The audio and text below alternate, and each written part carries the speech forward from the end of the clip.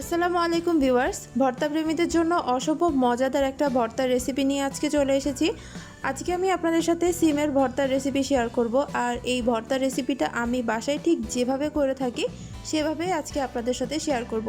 আশা করছি আপনাদের সবার ভালো লাগবে। প্রথমে আমি সিমগুলোকে সিদ্ধ করে নিব। আর সিদ্ধ করার জন্য প্রথমেই আমি সিমটা দিয়ে দিচ্ছি। তারপর এতে আমি অ্যাড করে নিব খুবই সামান্য পরিমাণে পানি। এখানে আমি হাফ কাপ পানি দিয়ে দিচ্ছি। আপনাদের সিমের পরিমাণ যদি একটু বেশি হয়ে থাকে তাহলে পানি কম বেশি লাগতে পারে। তারপর স্বাদমতো লবণ দিয়ে দিচ্ছি। তবে অবশ্যই খেয়াল রাখবেন সিমটা সিদ্ধ হতে হতে যেন পুরো পানিটা শুকিয়ে যায়, তাহলেই কিন্তু সিমের ভর্তাটা খেতে বেশি ভালো লাগবে। সিমটাকে আমি খুব ভালো মতো সিদ্ধ করে নিচ্ছি। দেখতেই পাচ্ছেন সিদ্ধ হয়ে গিয়েছে আর পানিটাও কিন্তু একদম শুকিয়ে গিয়েছে।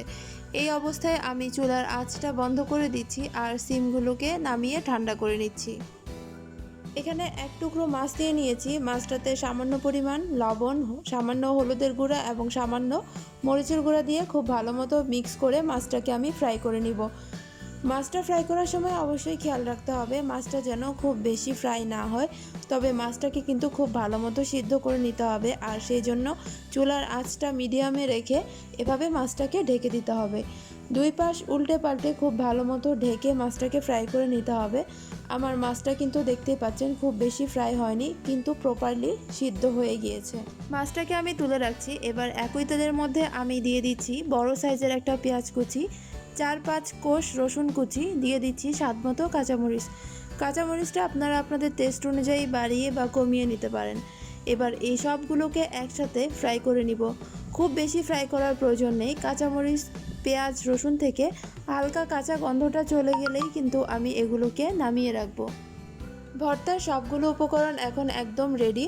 সবগুলো ভাজি করা উপকরণের সাথে আমি আরও অ্যাড করে নিয়েছি কাঁচা ধনিয়া পাতা।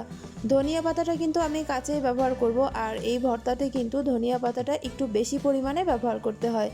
এবার আমি সবগুলো উপকরণ একসাথে এভাবে পিষে নিচ্ছি।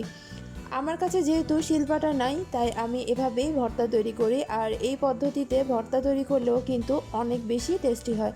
তবে আপনারা চাইলে কিন্তু ব্লেন্ডারে বা শিলপাটায়ও কিন্তু ভর্তাটা তৈরি করতে পারেন। আমার ভর্তার সবগুলো উপকরণ একদম ভালো মতো পিষা হয়ে গিয়েছে আর ভর্তাটাও কিন্তু এখন একদম তৈরি।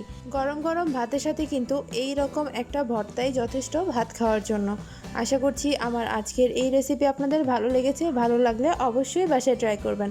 আজকের মতো বিদায় নিচ্ছি। আল্লাহ হাফেজ।